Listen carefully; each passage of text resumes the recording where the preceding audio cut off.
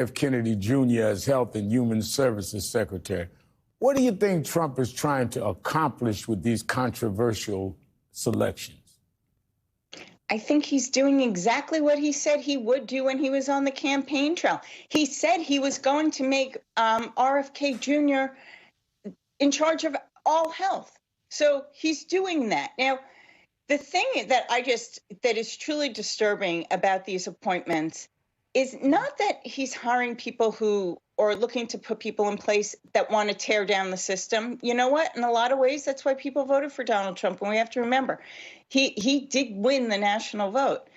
What he's doing, though, is you either have to put someone in who understands the policies and the subject matter, or someone who's really good at running things. And everyone he's choosing, or the top four that we've talked about, the most horrific ones, have no experience in either thing. Add to that, they're all going to have to work really hard, Rev. I don't think they even know what's in store for them if they get these jobs.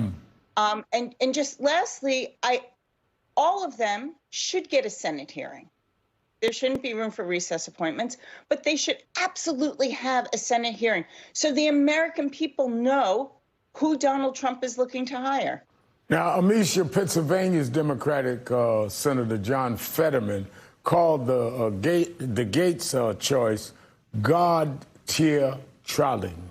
In an interview with NBC News and he also chastised the Democrats for their reaction, saying they need to stop, quote, freaking out over Trump's actions. Now, I can understand the need to remain calm, but isn't it the job of Democrats, especially in the Senate, to push back on cabinet picks that are unqualified or even dangerous? Does that set the tone for the next 4 years?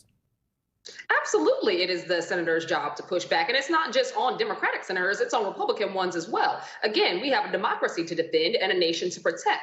When you choose people that not only don't have the experience, but don't come from a background of knowledge or any basis in what they've been appointed to, there's a problem. But there are also people who are defiantly working against the health of this nation. When we think about folks like RFK Jr., who does not believe in vaccines for anything at all, a guy who has utilize his voice and his echo chamber to try to eradicate the country of things like prescription drugs that treat mental health conditions. A guy who has pushed some of the most radical conspiracy theories in health that I've seen. And I think that it's problematic that that's somebody that you would choose to lead HHS.